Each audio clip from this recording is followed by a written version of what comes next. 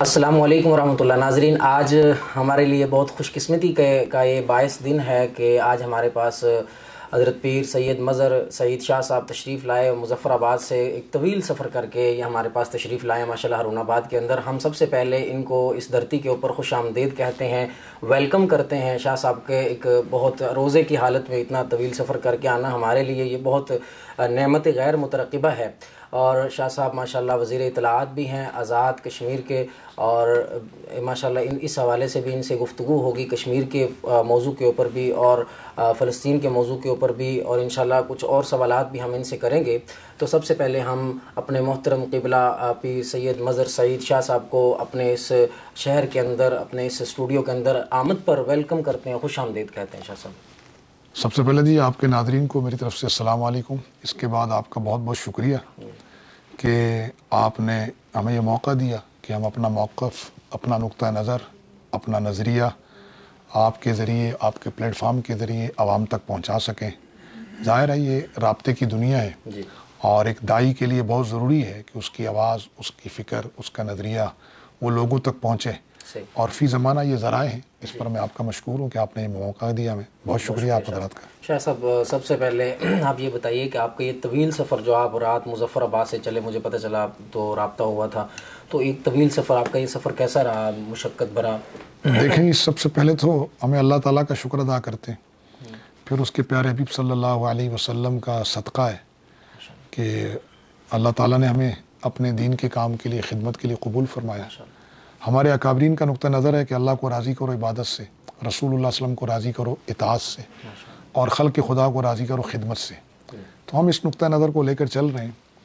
میں یہ سمجھتا ہوں کہ ٹھیک ہے، ہماری تو آدھی سے زیادہ زندگی تقریباً سفر میں گزر چکی ہے، آدھی سے زیادہ زندگی، تقریباً ہم نصف صدی کے گزار چکے ہیں، اس میں سے آدھی سے زیادہ زندگی، میں اس میں مبالغہ نہیں کر رہا ہوں، تقریباً ہم کوئی 17-18 برس کی عمر میں سفر پہ نکلے تھے، تو آج 30-32 برس ہو گئے، ہم مسلسل سفر میں ہی ہیں، اور الحمدللہ ہمارے سفر کی نوعیت وہ دعوتی ہے، تحریکی ہے، امت کی فکر میں، تو اس لیے جسمانی طور پر تو تھکاوٹ ہوتی ہے، لیکن الحمدللہ روحانی طور پر اللہ کی رحمت سے ہم تر و تازہ رہتے ہیں، اور جسم کبھی کبھی جواب دے جاتا ہے، لیکن ہمارا نظریہ اور ہمارا عقیدہ اور ہمارا مشن ہمیں پھر چلائے رکھتا ہے۔ ہم اس پر اللہ تعالیٰ کے شکر گزار ہیں۔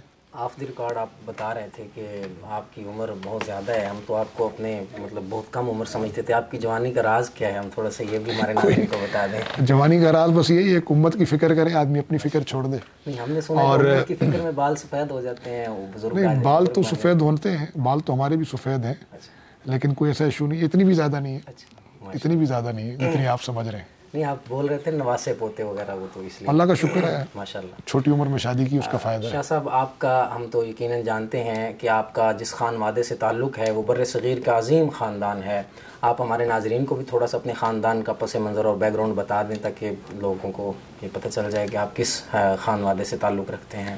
دیکھیں، سب سے پہلے تو میں عرض کروں گا کہ ہماری کوئی ہستی نہیں ہے، اللہ تعالیٰ نے ہم سب پر پردہ رکھا ہوا ہے، یہ پردہ خدا نہ خواستہ ہٹ جائے تو سب مٹی میں مل جائے گا، تو اللہ تعالیٰ کا شکر ہے، اور جب بھی کسی کی تعریف ہو رہی ہو تو اس کو یہ سمجھنا چاہیے کہ یہ تعریف اس کی نہیں ہو رہی، یہ اللہ تعالیٰ کی صفت ستاری کی تعریف ہو رہی ہے، یہ بندے کی تعریف نہیں ہے۔ اس کے بعد میں عرض کرتا ہوں کہ اللہ کی رحمت سے انسان تو اپنی مرضی سے کسی خاندان میں نہیں پیدا ہوتا، کہ اللہ تعالیٰ کی رحمت سے ہمارا جو ددیالی خاندان ہے وہ علامہ انور شاہ کشمیری کی نسبت رکھتا ہے۔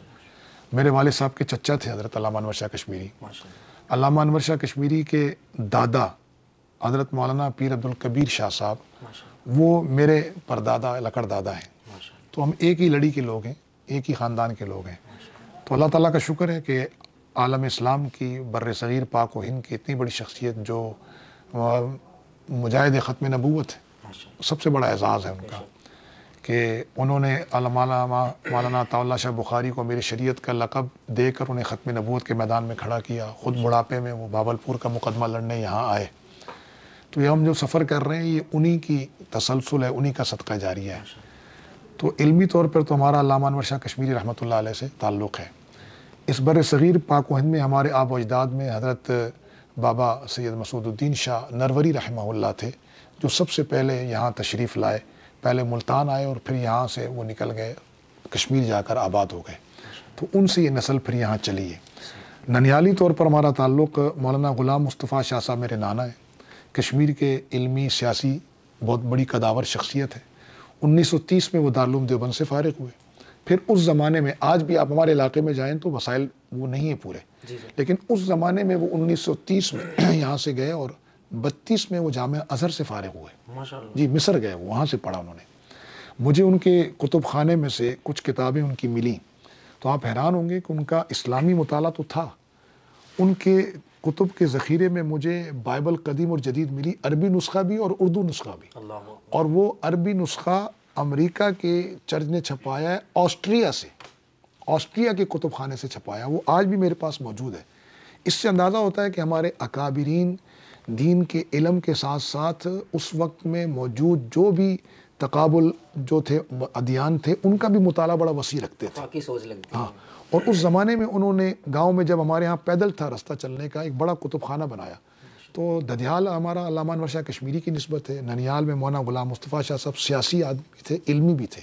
سیاسی ان کا قد کاٹ یہ تھا کہ وہ تقریباً 80 سال کشمیر کے مسلمانوں نے مہاراجہ کے اس نظم کے خلاف اور اس جبر کے خلاف جدوجہد کی، تو پھر ایک اسمبلی قائم ہوئی جس کو پرچہ سبھا کہتے ہیں، جیسے انڈیا میں لوک سبھا کہتے ہیں۔ تو مقبوضہ کشمیر اور یہ آزاد کشمیر اور پورا جو متحدہ کشمیر تھا، اس کی اسمبلی کا نام تھا پرچہ سبھا۔ میرے نانا سے پہلے میری امی کے سگے ماموں مولانا سعید شاہ مسعودی وہ اس کے ممبر بنے تھے، اور اس کے بعد پھر یعنی جب سے وہ اسمبلی بنی ہے نا، اور اسمبلی پاکستان بننے تک، اس اسمبلی کی مظفر آباد سے نمائندگی ہمارے خاندان کے پاس رہی ہے۔ تو الحمدللہ وہ سیاسی آدمی تھے، مسلسل 3 مرتبہ وہ اسمبلی ممبر رہے۔ ان سے پہلے میری امی کے ماموں رہے اور پھر میرے نانا جی آ گئے۔ تو یہ ہمارا مختصر سا تعارف ہے۔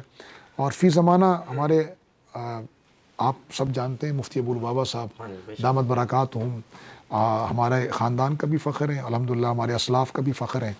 ان کی ایک ہمہ جہت شخصیت ہے، امت کا درد، خدمت خلق، اور وہ تو آپ لوگوں نے کالم نویسی میں ان کی شخصیت دبا دی، اصل تو وہ فقیہ ہیں، بالکل ایسے، اصل تو وہ فقیہ ہیں، وہ نہ کالم نویس ہیں اور نہ ہی وہ ان کی کوئی اور شناخت ہے کہ وہ کوئی عربی انگلش کے متخصصین کے ماہر ہیں۔ اصل تو ان کی شخصیت ہے کہ وہ الحمدللہ ایک فقیہ ہیں، تو ہمارے بڑے بھائی ہیں۔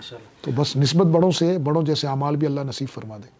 اچھا شاہ صاحب، جو آپ نے اپنی عملی زندگی کا آغاز کیا، یہ کب کیا اور کیسے کیا؟ پھر آپ نے جہاد کے میدان میں بھی وقت گزارا، اور پھر آپ نے اب سیاست کی طرف آپ تشریف لائے، اب سیاست کے میدان میں بھی آپ شاہ سواری کر رہے ہیں ماشاءاللہ، اور یہاں پر آپ کے پاس مختلف عہدے وزارتیں رہیں، اس کے حوالے سے بھی ناظرین کو بتائیں کہ جو آپ کے پاس عہدے وزارتیں رہی ہیں اس کے اوپر آپ نے کیا سرو کیا اور آپ کے کیا تجربات تھے، آپ نے کیا سیکھا؟ کیونکہ یہ بات بہت دفعہ چھپا دی جاتی ہے کہ جو ایک مدرسے کا پڑھا ہوا ایک دیندار آدمی جب عہدے پر آتا ہے تو اپنے منصب کا کس طرح دیانتداری سے استعمال کرتا ہے، یہ اس لیے میں آپ سے پوچھ رہا ہوں تاکہ ہمارے ناظرین کے سامنے یہ بات بھی جائے۔ آپ تھوڑی سی دیکھیں، عملی زندگی کا آغاز تو ہم نے میٹرک کے بعد ہی کر دیا تھا۔ شروع سے الحمدللہ مزاج گھر کے ماحول سے اور جینیٹک طور پر بھی تحریکی تھا، تو الحمدللہ میٹرک کے بعد ہی عملی زندگی کا آغاز کر دیا تھا۔ تقریباً دین کے سارے شعبوں میں اللہ تعالیٰ نے کام لیا، دعوت و تبلیغ میں لیا۔ میں بہت پرانا تبلیغی ہوں، اور اسی طرح خانقاہی جو ہمارا نظام ہے اس میں ہم حضرت مولانا پیر غلام حبیب صاحب رحمۃ اللہ علیہ کی گود میں پلے بڑھے، والد صاحب ان سے بیعت تھے۔ ان کے بعد پھر حضرت اقدس حضرت مفتی سید مختار الدین شاہ صاحب سے تعلق ہوا، حضرت نے شفقت فرمائی، ہمارے سروں پہ ہاتھ رکھا اور ہماری وقتاً فوقتاً اصلاح فرماتے رہے۔ اسی طرح الحمدللہ جہاد فی سبیل اللہ جس کے بارے میں لوگ کنفیوز ہیں، میں کنفیوز نہیں ہوں۔ میں یہ سمجھتا ہوں کہ دنیا میں ہر آدمی کو دفاع کا حق ہے، اور بحیثیت مسلمان مجھے میرا مذہب اپنے دین، ایمان، جان، مال کے دفاع کا حق دیتا ہے، اور بحیثیت انسان UN کا جو چارٹرڈ ہے وہ مجھے یہ حق دیتا ہے کہ میں اپنی جان، مال اور اپنے دین اور عزت آبرو کی حفاظت کروں۔ تو جس کو لوگ ڈیفنس ٹیکنالوجی کہتے ہیں یا دفاع کہتے ہیں، میرا مذہب اسے جہاد فی سبیل اللہ کہتا ہے۔ تو الحمدللہ اپنے ملک کی آزادی کے لیے، کشمیر کی آزادی کے لیے، مظلوم مسلمانوں کی مدد کے لیے اللہ تعالیٰ نے تحریکی کام بھی ہم سے لیا ہے۔ باقی جو آپ کہہ رہے ہیں کہ اس سیاست میں آج کیا آپ نے صرف کیا اور کیا آپ نے کام کیا، تو میں ایک گزارش عرض کرتا چلوں کہ میں 2021 میں جو ہے وہ ممبر اسمبلی بنا، پھر 21 میں ہی مجھے پارلیمانی سیکریٹری بنا دیا گیا، اور مجھے جیل خانہ جات کا شعبہ اور اسپورٹس کلچر کا شعبہ مجھے دیا گیا۔ تو اب یہ میرے گیٹ اپ سے میچ نہیں کھاتا تھا اسپورٹ اور کلچر کا، لیکن الحمدللہ ہم گئے، یونیورسٹیوں میں گئے، اور انہوں نے بتایا کہ ہماری اپنی ایک ثقافت ہے، اپنی تاریخ ہے، اپنا ایک نظام ہے، ہمارا اپنا ایک کلچر ہے۔ تو الحمدللہ بہت مثبت تبدیلیاں آئیں. میں خوفزدہ نہیں ہوا, میں گیا اور ان چیزوں کو فیس کیا. جیلوں کے اندر ہم گئے اور ہم نے پہلی مرتبہ جیلوں میں باقاعدہ اجتماعی بیانات کا رجحان شروع کیا, اور ہم نے قیدیوں کو بتایا کہ آپ ہمارے پاس عدالت کی امانت ہیں. آپ کی صحت, آپ کی خوراک اور آپ کی ملاقات, اس میں آپ کو کوئی رکاوٹ ہو تو آپ ہمیں بتائیں. تو الحمدللہ ہمارے ہاں جیلوں میں باقاعدہ تعلیم قرآن کا ایک نظام ہے, اور میں کوشش کر رہا تھا کہ وہاں تعلیم قرآن کے ساتھ ساتھ کھیلوں کی بھی تفریح جو ہے وہ بھی شروع ہو جائے. لیکن اس دوران تقریباً کچھ 6 مہینے بعد مجھ سے ڈپارٹمنٹ لے لیا گیا, دوسرا ڈپارٹمنٹ مجھے دیا گیا زکوٰۃ و عشر کا. اس میں بڑے مسائل تھے, مطلب تقریباً آدھی رقم جو ہے وہ انتظامی اخراجات میں ہو جاتی تھی. تو میں نے اس وقت کے وزیر اعظم سے بھی کہا اور موجودہ وزیر اعظم سے, اور الحمدللہ ہم نے اس پورے نظام کو بدل دیا. اور وہ یہ کیا ہم نے کہ وہ یہ تھا کہ آدھا نظام جو ہے نا وہ خرچ میں چلا جاتا تھا, آدھی رقم, اور جو مستحقین تھے ان تک بہت معمولی ماہانہ جاتا تھا. یعنی آدھی رقم تو جاتی تھی لیکن مستحقین زیادہ تھے. تو ہم نے یہ کیا کہ اس پورے سسٹم کو ہم نے جو ہے نا آئی ٹی پر شفٹ کیا, اور اس ڈپارٹمنٹ کے ملازمین کو دیگر ڈپارٹمنٹ میں شفٹ کیا. اور اب الحمدللہ ہمارے ہاں سے جو پوری کی پوری زکوٰۃ جمع ہوتی ہے وہ پوری کی پوری مستحقین تک جاتی ہے. ہمارے یہاں ایک اور خوبی ہے کہ الحمدللہ ہمارے یہاں مدارس میں بھی طلباء کو ماہانہ زکوٰۃ دی جاتی ہے. کشمیر میں یہ نظام ہے. کشمیر میں الحمدللہ افتاء کا نظام قائم ہے, باقاعدہ افتاء ہے, تحصیل مفتی ہے, ضلع مفتی ہے. پھر شاید اکثر لوگوں کے علم میں نہیں, کشمیر میں الحمدللہ قضاء کا نظام بھی موجود ہے. باقاعدہ سول جج کے ساتھ, سیشن جج کے ساتھ قاضی بیٹھتا ہے, اور تمام شرعی معاملات میں قاضی کا فیصلہ اٹل ہوتا ہے, حدود میں اس کا فیصلہ ہوتا ہے, اور وہ فیصلہ دیتا ہے. پچھلے دن ہمارے ایک بہت اہم شخص کو سیشن کورٹ نے تو بری کیا, اس کو رعایت دی, لیکن قاضی صاحب نے انہیں رعایت نہ دی. انہوں نے کہا کہ نہیں, یہ اس پر الزام ان ثبوت کی روشنی میں ثابت ہوتا ہے. تو وہ قاضی صاحب کے فیصلے کو لاگو کیا گیا. تو الحمدللہ کشمیر میں افتاء کا نظام ہے, قضاء کا نظام ہے, نظام زکوٰۃ قائم ہے. اور تو ہم نے الحمدللہ یہ کیا کہ فوری طور پر اس پورے نظام کو تبدیل کیا. ہمارے یہاں مدارس میں طلباء کو زکوٰۃ جاتی ہے, اگرچہ اس کی مقدار تھوڑی ہے, ہماری خواہش ہے کہ اس کو بڑھایا جائے. اسی طرح مستحقین تک پراپر زکوٰۃ جاتی ہے. اب جتنی زکوٰۃ جمع ہو رہی ہے وہ انتظامی اخراجات میں نہیں خرچ ہوتی, وہ پوری کی پوری اب مستحقین تک جاتی ہے. پھر الحمدللہ اللہ کی رحمت سے ہم نے یہ اس خطے میں کشمیر واحد جگہ ہے جہاں پر تمام مساجد کو بلا استثناء 8000 کچھ 100 مساجد ہیں کشمیر میں, تمام مسالک کی, تو بلا استثناء مسلک تمام مساجد کو 200 یونٹ فری ہے کشمیر کے اندر. ہماری خواہش تھی کہ 400 یونٹ کریں, اور لیکن اپنے ہمارے جو اس وقت بجٹ کی گنجائش تھی اس کو دیکھتے ہوئے ہم نے فی الحال 200 یونٹ کی ہیں. ہو سکتا ہے اگلے بجٹ میں ہم مساجد کو 400 یونٹ فری دیں. یہ الحمدللہ کشمیر کا اعزاز ہے. اس وقت اس پورے خطے میں ایسا کہیں بھی نہیں ہے کہ کشمیر میں 200 یونٹ تمام مساجد کو ابتدائی 200 یونٹ فری ہیں, اور بقیہ 200 یونٹ اتنے سستے ہیں کہ آپ اس کا تصور بھی نہیں کر سکتے. تو اس طرح اب میرے پاس جو اس کے بعد 1 سال میرے پاس رہا چیئرمین معائنہ کمیشن, جس کو ہم کہتے ہیں prime minister inspection and implementation commission. یہ ایک منسٹری کے برابر عہدہ ہے, اور یہ ایک چیئرمین منسٹر ہوتا ہے تقریباً.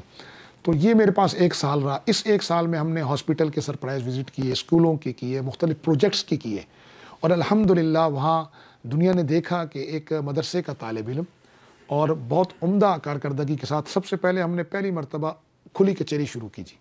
ہم نے ہاسپٹل کے سرپرائز وزٹ شروع کیے. الحمدللہ ہاسپٹلس کے اندر چینجنگ آئی. آپ کی ایک ہاسپٹل کی ویڈیو جی ہاں, وہ بہت چینجنگ آئی. اس کی صفائی میں نظام میں بہتری آئی, ڈیوٹی میں بہتری آئی. ابھی پچھلے دنوں جب میں گیا, ایک میری طبیعت خراب ہوئی تو میں سرکاری ہاسپٹل میں گیا, تو ماشاءاللہ بہت اچھا تھا. انہیں نہیں معلوم تھا میں منسٹر ہوں, بہت دیر بعد پتہ چلا کہ میں وزیر ہوں, لیکن بہت اچھا نظام تھا. میں نے پھر اس کی تعریف بھی کی. جس طرح سرپرائز وزٹ کر کے ہم نے تنبیہ کی تھی, بالکل اسی طرح ہم نے پھر جب یہ چیز دیکھی تو ہم نے اس کی باقاعدہ پریس کانفرنس پر بھی تعریف کی اور وہاں پر بھی تعریف کی. دیکھیں, آپ نے غلطی پر تنبیہ کرنی ہے, اچھے کام پر شاباش دینی ہے, تو اچھے کام لوگوں کے اندر شوق پیدا ہوگا اور برے کاموں سے لوگ رکیں گے. کچھ عرصہ پہلے ہمیں وزارت اطلاعات دی گئی جی. جو حکومت کا چہرہ ہوتا ہے, ترجمان ہوتا ہے, میں تفصیل میں عرض نہیں کروں گا کیونکہ وقت تھوڑا ہے آپ کے پوڈ کاسٹ کا. تو الحمدللہ ہم نے اس میں ایک ہی نقطہ نظر رکھا کہ قوم میں اتفاق پیدا کیا جائے. ہم نے کوشش کی کہ ہم حکومت اور عوام کے درمیان پل کا کردار ادا کریں, اور ان الفاظ کا چناؤ کریں جس سے عوام میں انتشار اور نفرت کے بجائے محبت اور اتفاق فروغ پائے. چنانچہ پچھلے دنوں ہمارے ہاں کچھ واقعات ہوئے جس پر عوام مظاہرہ کرنے لگی, تو کچھ سیشن ہمارے مذاکرات کے ہوئے, تو بعض صحافیوں نے مجھ سے کہا جی مولانا آپ کے مذاکرات ناکام ہو گئے. میں نے کہا ناکام نہیں ہوئے, ہمارا پہلا سیشن بے نتیجہ ختم ہوا ہے, اور ہم نے یہ اس بات کو فروغ دیا کہ دلیل ہمارا جو ہے نا طاقت ہے اور ڈائلاگ ہمارا ہتھیار ہے. اور ہم نے الحمدللہ کوشش کی ہے کہ عوام اور حکومت کے درمیان ہم آہنگی پیدا کریں. آپ کو پتہ ہے کہ یہ ترقی پذیر ممالک تو چھوڑے، ترقی یافتہ ممالک میں بھی مطلب عوامی بیانیہ اور حکومتی بیانیہ، گورنمنٹ نیریٹو اور پبلک نیریٹو ایک جیسا نہیں ہوتا.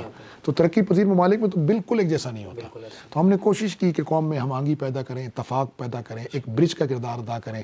صرف حکومتی فیصلے، حکومتی کارگزاری اور حکومتی احکامات عوام تک نہ پہنچائے جائیں، بلکہ عوام کی رائے بھی صحافیوں کے ذریعے اور میڈیا کے ذریعے وہ حکومت تک آئے، تاکہ حکومت کو اپنے فیصلے بہتر انداز میں کرنے کی جو ہے نہیں ہو. تو الحمدللہ یہ مختصر سی ایک کارگزاری ہے، اور آنے والا وقت فیصلہ کرے گا کہ ایک مدرسے کے طالب علم نے وہاں 5 سال کس طرح گزارے. ہم تو شاہ صاحب آپ کو دیکھتے رہتے ہیں یقیناً، اور آپ بہت اچھا سرو کر رہے ہیں. اللہ تعالیٰ آپ کو جزائے خیر عطا فرمائے، آپ قوم کی امانت کو صحیح طریقے سے ادا کر رہے ہیں. شاہ صاحب کشمیر کے حوالے سے ایک کشمیر کمیٹی کے نام سے ایک چیز مشہور ہے، اور اس کے حوالے سے بھی بڑی میتھیں مشہور ہیں کہ کشمیر کمیٹی کے چیئرمین مولانا فضل الرحمان صاحب بھی ایک عرصے تک رہے ہیں. اس کے حوالے سے آپ تھوڑا سا گائیڈ کر دیں ہمارے ناظرین کو کہ کشمیر کمیٹی کی حقیقی حیثیت کیا ہے اور اس کے پاس کون سے اختیارات ہیں. دیکھیں، کشمیر کمیٹی کوئی وزارت خارجہ نہیں ہے. کشمیر کمیٹی جو ہے اس کی کا مقصد جو ہے بنیادی طور پر مسئلہ کشمیر کو عالمی سطح پر اجاگر کرنا ہے. اس پر حل کرنے کی استعداد اس کے پاس نہیں ہے. کشمیر کمیٹی کا صرف اتنا مقصد ہے کہ اس کے ذریعے ایک عالمی سطح پر اس کو اجاگر کیا جائے، لیکن ہم یہ مانتے ہیں کہ اس کی کارکردگی یا کارکردگی اتنی مؤثر نہیں رہی. لیکن صرف مولانا کو بلیم کرنا یہ صرف اور صرف بغض علماء کہلا سکتا ہے. مولانا نے تو بہت فعال کردار ادا کیا ہے اس پر، اور مولانا اس پر خود جواب دے چکے ہیں، اور بہت بہتر جواب انہوں نے دیا ہے. تو کشمیر کمیٹی چونکہ اسمبلی کی دیگر جس طرح کمیٹیاں ہوتی ہیں، خارجہ کمیٹی ہے، داخلہ کمیٹی ہے اور تعلیمی کمیٹی ہے، اس طرح ایک کمیٹی ہے جو مسئلہ کشمیر کو اجاگر کرتی ہے، کشمیر پر سفارشات مرتب کرتی ہے. فیصلہ وزارت خارجہ نے کرنا ہوتا ہے اور مرکزی حکومت نے کرنا ہوتا ہے. تو کشمیر کمیٹی کا کام ہے مسئلہ کشمیر کو اجاگر کرنا، عالمی حالات کو اس کے لیے سازگار کرنا، ملاقاتیں کرنا، لوگوں کو مسئلہ کشمیر کی حقانیت بتانا اور کشمیری قوم کی مظلومیت بتانا. یہ اس کا اتنا مسئلہ یعنی عملی اختیارات نہیں، صرف اسے مزید بہتر بنانے کی ضرورت ہے. اس کو مزید مؤثر کیا جا سکتا ہے. شاہ صاحب کشمیر کے حوالے سے اور بھی ہمارے پاس بہت سارے سوالات تھے، لیکن ہم چونکہ آپ کے پاس بھی وقت مختصر ہے اور پھر افطاری کا وقت بھی قریب آ رہا ہے، تو اب ہمیں یہ بتائیے کہ مسئلہ کشمیر جو کہ آپ کے کشمیر کے حوالے سے اس ریجن کو پورے کو، آپ خطے کو بہت اچھی طرح سے آبزرو کر رہے ہیں، کشمیر کے اندر اور مسئلہ فلسطین جو کہ وہ بھی امت کا مسئلہ ہے، اور آپ نحن الامہ کا ایک نعرہ لگاتے ہیں ماشاءاللہ، تو مسئلہ کشمیر اور مسئلہ فلسطین کے درمیان مماثلت کیا ہے، آپ کیا سمجھتے ہیں؟ دیکھیں، یہ بہت ساری مماثلتیں. 75 سال سے کشمیری قوم ہنود کا ظلم برداشت کر رہی ہے، اور 75 سال سے ہی فلسطینی قوم یہود کا ظلم برداشت کر رہی ہے، صہیونیت کے ظلم برداشت کر رہی ہے. 75 سال سے وہ بھی آزادی کی جنگ لڑ رہے ہیں، فلسطینی بھائی بھی، اور ہم بھی آزادی کی جنگ لڑ رہے ہیں. اور ان دونوں سے لڑنا یہ رسول اللہ صلی اللہ علیہ وسلم کی سنت ہے. ہنود یعنی مشرکین صلی اللہ علیہ وسلم میرے آقا کریم صلی اللہ علیہ وسلم کی سنت ہے، یہود سے میرے آقا کریم صلی اللہ علیہ وسلم کی سنت ہے. تو یہ دونوں قومیں سنت رسول اللہ صلی اللہ علیہ وسلم پر عمل ہے. جہاد تو ویسے سنت ہے، لیکن یہ الگ سے سنت ہے، ان مخصوص قوموں کے ساتھ لڑائی. پھر ان دونوں قوموں نے ابھی تک جبر کے سامنے ہتھیار نہیں ڈالے، اور یہ وقتاً فوقتاً اپنی آزادی کی تحریک کے اندر اپنا لہو شامل کرتے ہیں. میں یہ سمجھتا ہوں کہ قضیہ کشمیر اور قضیہ فلسطین ایک قضیہ ہے، اور امت کو اس قضیے پر نوٹس لینا چاہیے، عالمی جو ہے برادری کو نوٹس لینا چاہیے، کیونکہ ایک سے جنوبی ایشیا کا امن وابستہ ہے اور دوسرے قضیے سے وہ مشرق وسطیٰ کا امن وابستہ ہے. اگر مظلوم کو سکون سے نہیں رہنے دیا جائے گا تو دنیا میں ظالم بھی سکون سے نہیں رہے گا. آپ دیکھیں دنیا میں دوہرا پیمانہ انصاف کا، مشرقی تیمور کا ایشو ہوتا ہے اس تیمور کا تو وہ کچھ عرصے میں حل کر لیا جاتا ہے، جنوبی سوڈان کا ایشو ہوتا ہے کچھ عرصے میں حل کر لیا جاتا ہے. فلسطین کا قضیہ اور کشمیر کا قضیہ 75 سال سے ہے، اور یہ امت مسلمہ کا انتہائی جو ہے 75 سال پرانا زخم ہے. اور اس وقت جو کچھ دنیا کے سامنے ہوا، اب تو گوگل کا زمانہ ہے، میڈیا کا دور ہے، کسی سے ڈھکا چھپا نہیں ہے. کشمیر میں مودی کا ظلم کسی سے ڈھکا چھپا نہیں ہے. گجرات کے قصائی نے 2019 میں ان کے بنیادی حقوق سلب کر لیے، اور پھر اس کے جو ہے خصوصی حیثیت کو ختم کیا، اور اب وہ مزید اپنے عزائم کا اظہار کر لیں. لیکن وہ یہ بھول گئے ہیں کہ کشمیری کسی بھی صورت میں اپنی جد و جہد سے پیچھے نہیں ہٹیں گے، وہ اپنی آزادی کی منزل کو پا کر رہیں گے. وہ کہہ رہے ہیں جی ہم نے کشمیر کی حیثیت بدلی ہے اور اب اس کو کوئی تبدیل نہیں کر سکتا، لیکن ہم انہیں پیغام دینا چاہتے ہیں کہ آپ کشمیر کا نام بدلیں یا اس کی حیثیت بدلیں. یہ تو آنے والا مستقبل آپ کو بتائے گا کہ انشاءاللہ ہندوستان کا جغرافیہ بدلے گا. اسی طرح قضیہ فلسطین پوری دنیا کے سامنے وہ مظالم سب کے سامنے آئے ہیں، نہ اسپتال محفوظ، نہ مساجد، نہ عبادت خانے، نہ بوڑھے، نہ جوان، نہ عورتیں، نہ بچے، کوئی محفوظ نہیں ہے. تو یہ ایک قضیہ ہے, اس پر عالمی برادری کو بھی نوٹس لینا چاہیے, امت مسلمہ کو بھی اس قضیے پر ایک ہونا چاہیے. جب تک ہم امت نہیں بنیں گے یہ قضیے حل نہیں ہوں گے. تو شاہ صاحب جیسے آپ نے کہا کہ قضیہ حل کرنے کے لیے تو عملی اقدامات بھی کرنے چاہیے اور ہونے چاہیے. تو آپ تو چونکہ جو سنجیدہ حلقے ہیں, جو مقتدرہ ہے, اس کے ساتھ ملتے جلتے بھی ہیں, تو کشمیر کی آزادی کے حوالے سے کوئی سنجیدہ کوششیں بھی ہوتی رہی ہیں, کیونکہ پاکستان کی پالیسی میں کبھی کبھی چینج آتے رہے ہیں اس حوالے سے, تو اب بھی کوششیں ہو رہی ہیں اس حوالے سے, آپ کیا دیکھیں میں ایک چھوٹی سی گزارش آپ سے عرض کروں کہ قوموں کی جو آزادی ہے نا, جی اس کے اندر عروج و زوال آتا رہا ہے, اپ اینڈ ڈاؤن آتا ہے. تو کشمیر کی تحریک کے اندر بھی آیا ہے. بدقسمتی سے کچھ عرصے سے کشمیر کی تحریک کو بالکل جو ہے نا وہ تقریباً بھلا دیا گیا تھا. لیکن میں اب سمجھتا ہوں کہ ہماری موجودہ قیادت, ہماری سیاسی قیادت, ہماری عسکری قیادت وہ اس بات کا ادراک کر چکی ہے کہ انڈیا ظلم و ستم سے باز نہیں آئے گا. اور انڈیا صرف اہل کشمیر پہ ظلم نہیں کر رہا, خود انڈیا کے اندر جنہیں وہ ہندو قرار دیتے ہیں, اگرچہ دلتوں نے اب انکار کر دیا کہ ہم ہندو نہیں ہیں, ہم الگ برادری ہیں, الگ نظریہ رکھتے ہیں. 30 کروڑ دلت ہیں جو اس وقت انڈین سامراج کا, مودی کا ظلم کا سامنا کر رہے ہیں. 10 کروڑ آدی واسی ہیں, 30 کروڑ مسلمان ہیں, سکھ کمیونٹی کی اقلیت ہے, کرسچن کمیونٹی کی اقلیت ہے. منی پور میں 100 سے زیادہ گرجا گھر جلائے گئے ہیں, 100 سے زیادہ گرجا گھر جلائے گئے ہیں. 7 سسٹر کا ایشو ہے, کشمیر کا ایشو ہے. تو اس وقت اس نے اپنا ایک جمہوری چہرہ رکھا ہوا ہے مکر کے ساتھ. بہت جلد انشاءاللہ یہ چہرہ دنیا سے ہٹے گا اور کشمیریوں کا خون رنگ لائے گا. جو ایک تحریک کے اندر ڈاؤن فال آیا تھا, انشاءاللہ یہ ڈاؤن فال ختم ہوگا اور کشمیری اپنی جد و جہد کو پھر سے اٹھا رہے ہیں. آپ دیکھ رہے ہیں کہ آزاد کشمیر جو کہ بیس کیمپ ہے, اس کے پرائم منسٹر نے بڑا واضح اعلان کیا ہے کہ ہمارے کو یہ حق ہے کہ ہم کشمیر کی سیاسی, سفارتی اور اس جد و جہد کے ساتھ عسکری جد و جہد کا بھی ہم حق رکھتے ہیں. تو انشاءاللہ کشمیری اپنی جد و جہد سے پیچھے نہیں ہٹیں گے اور اپنی جد و جہد کر رہے ہیں. یہ ضرور ہوا ہے کہ اس کے اندر ایک کمی آئی ہے, لیکن یہ قوموں کی آزادی کی جد و جہد میں اس طرح کا گیپ آتا رہتا ہے. انشاءاللہ ہم اپنی تیز تر محنت اور جد و جہد سے اس گیپ کو بھی کور کریں. انشاءاللہ سر, ہم دعا گو بھی ہیں کہ یہ جو معاملہ اللہ تعالیٰ اس کو جلدی حل فرمائے, مسئلہ کشمیر کو. اب مسئلہ فلسطین کے اوپر آپ تھوڑی سی روشنی ڈالی کہ 15 ماہ کی جو گزشتہ جنگ رہی, اب دوبارہ فلسطین کے اوپر حملہ ہوا ہے, تو آپ جو پچھلی گزشتہ 15 ماہ کی جنگ ہے اس کے حوالے سے دنیا کے اندر مختلف نظریات ہیں کہ یہ خودکشی تھی مسلمانوں کی, اس حوالے سے آپ بتائیے کہ وہ اس میں مسلمانوں نے فتح حاصل کی, کیا کھویا کیا پایا؟ میں عرض کرتا ہوں آپ کو کہ سب سے بڑی بات یہ ہے کہ فلسطینیوں نے اپنی تحریک کو زندہ کر دیا. مر تو وہ ویسے بھی رہے تھے, انہیں قوت لا یموت کے برابر زندگی کی حق تھا, نہ ان کو دوائیاں مل رہی تھی پراپر, نہ خوراک مل رہی تھی پراپر. انہوں نے اپنی اس تحریک سے, موجودہ انتفاضے سے دنیا کے سامنے اپنا مسئلہ بین الاقوامی سطح پر اٹھایا ہے. دنیا کے سامنے اسرائیل کا مکروہ چہرہ لایا ہے, اس کی ٹیکنالوجی کی جو ایک روپ تھا وہ ختم کیا ہے, اس کی معیشت کو دھچکا پہنچایا ہے. اگر پورا عالمی سامراج اس کے پیچھے کھڑا نہ ہو تو اسرائیل گر جاتا. فلسطینی نہیں گرے. اسماعیل ہنیہ شہید ہوا ہے, چیف آف آرمی اسٹاف اسرائیل نے استعفیٰ دیا ہے, اسماعیل ہنیہ نے استعفیٰ نہیں دیا. آپ یحییٰ سنوار کی جرأت کو دیکھیں کہ آخری وقت میں بھی وہ لکڑی سے مقابلہ کر رہے ہیں. جعفر طیار رضی اللہ تعالیٰ عنہ کی سنت کو زندہ کر رہے ہیں, بازو شل ہے. آپ وہاں کی بچیوں کا عزم دیکھیں, آپ وہاں کی عورتوں کا عزم دیکھیں. 32 کے 32 اسپتال تباہ ہو چکے ہیں, پورا شمالی غزہ کا کوئی گھر سلامت نہیں ہے. لیکن آپ ان کی ایمانی کیفیت دیکھیں, وہ اس ملبے کے ڈھیر پہ تلاویاں پڑھ رہے ہیں, اس میں بھی وہاں روزے رکھ رہے ہیں اور خوشیاں منا رہے ہیں. اور آپ ان کی اخلاقی جرأت دیکھیں کہ قیدیوں کو انہوں نے کس سہولت سے رکھا تھا. انہوں نے پوری دنیا کا جو ایک پروپیگنڈا تھا نا مجاہدین کے بارے میں, اس پروپیگنڈے کو رد کر دیا کہ جی مجاہدین نعوذ باللہ دہشت گرد ہوتے ہیں یا مجاہدین اخلاق سے عاری ہوتے ہیں. آپ دیکھیں قیدی ہاتھ چوم رہے ہیں اپنے قید رکھنے والوں کو اور انہیں رخصت ہوتے ہوئے رو رہے ہیں. یہ منظر پوری دنیا دیکھ رہی ہے کہ قیدیوں کو کس خوبصورتی سے انہوں نے رکھا. اور جو فلسطینی قیدی اسرائیل سے رہا ہو کر آ رہے ہیں ان کی حالت بھی آپ دیکھ لیں, اکثر مریض ہیں, بیمار ہیں, انہیں خوراک پراپر نہیں دی گئی ہے.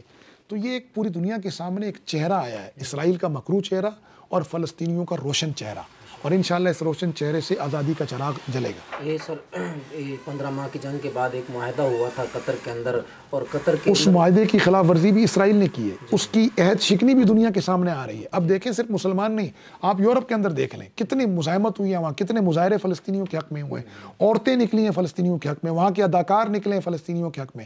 تو یہ فلسطینیوں کی اخلاقی جیت ہے, اور اب انہوں نے معاہدہ توڑا ہے تو پوری دنیا جو انصاف پسند دنیا وہ دیکھ رہی ہے کہ اسرائیل ظلم کر رہا ہے, ناجائز کر رہا ہے, نہ بین الاقوامی برادری کا خیال کر رہا ہے, نہ عالمی قوانین کا خیال کر رہا ہے, نہ انسانی حقوق کا خیال کر رہا ہے. اب جو دوبارہ اس نے وحشیانہ یہ جو 500 کے قریب شہداء ہیں، دوبارہ وحشیانہ بمباری کی، دوبارہ حملہ کی ہے اور دوبارہ ایک جنگ شروع ہو چکی ہے، اس کا آپ مستقبل کیا دیکھتے ہیں؟ یہ اس کی خصلت ہے جی، یہ اس بات کی علامت ہے کہ اسرائیل نہ بین الاقوامی قوانین کا خیال کرتا ہے، نہ عالمی معاہدوں کا خیال کرتا ہے، نہ وہ انسانی حقوق کا خیال کرتا ہے. وہ ایک ظالم ہے، اور ظالم سے دنیا جتنی جلد نجات پالے دنیا کے لیے اتنا مفید ہے.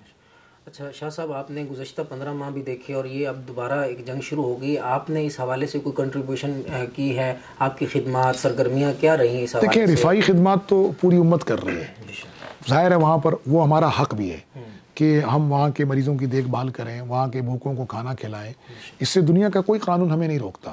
تو میں تو بلکہ آپ کے پوڈ کاسٹ کے ذریعے پوری امت سے اور پاکستان والوں سے کہوں گا کہ اپنے مسلمان بھائیوں کی مدد کریں، جہاں مظلوم ملے اس کی مدد کریں. میرے آقا کریم صلی اللہ علیہ وسلم نے فرمایا کہ ظالم اور مظلوم دونوں کی مدد کرو. صحابہ نے پوچھا یا رسول اللہ ظالم کی مدد کیسے ہوتی ہے؟ تو میرے آقا کریم صلی اللہ علیہ وسلم نے فرمایا کہ ظالم کا ہاتھ روکنا یہ ظالم کی مدد ہے، اور مظلوم کی حمایت کا تو تشریح سب کو معلوم ہے. تو یہ ہمیں کرنی چاہیے، ہمارا ایمانی حق ہے، انسانی حق ہے، دینی حق ہے ہمارا. شاہ صاحب، آخر میں آپ یہ ایک پیغام دیں امت مسلمہ کے نام کہ ہم بطور امت مسلمہ کہاں کھڑے ہیں اور ایک مسلمان کے طور پر ہم اس میں کیا کردار ادا کر سکتے ہیں؟ دیکھیں جی، کیا کرنا چاہیے؟ سب سے اہم بات یہ ہے کہ امت کو ایک ہونا پڑے گا، اور اس ایک ہونے کے لیے ایک ہی اصول ہے کہ قرآن و سنت کے قریب آنا پڑے گا. ہمیں اپنے قرآن و سنت سے قریب آنا پڑے گا، قرآن پڑھنا پڑے گا، قرآن سمجھنا پڑے گا، قرآن پہ عمل کرنا پڑے گا، قرآن کو دنیا میں پھیلانا اور غالب کرنا پڑے گا. تو میرا ایک ہی پیغام ہے کہ امت رمضان کا مہینہ ہے، قرآن سے جڑے اور آپس میں جغرافیائی، سیاسی، لسانی، عصبیتی بنیادوں پر ایک دوسرے کے خلاف نہ کھڑی ہو، بلکہ ظالم کے خلاف کھڑی ہو، آپس میں ایک دوسرے کی معاون و مددگار بنے. ہم پوری دنیا کو حقوق دینے والے تھے، آج ہم حقوق کی بھیک مانگ رہے ہیں. تو ہم قرآن و سنت پر جب آئیں گے تو انشاءاللہ ہم پھر سے دنیا کو حقوق بانٹنے والے ہوں گے. شاہ صاحب، آپ کا بہت شکریہ، آپ نے وقت دیا، آپ روزے کی حالت میں آپ نے اتنا ٹائم دے دیا، اور پہلے بھی آپ بیانات کر چکے ہیں. اللہ تعالیٰ آپ کو جزائے خیر عطا فرمائے. ہم آپ کے بہت مشکور ہیں، آپ یہاں پر تشریف لائے. اللہ تعالیٰ آپ کو جزائے خیر عطا فرمائے. السلام علیکم ورحمۃ اللہ. وعلیکم السلام ورحمۃ اللہ.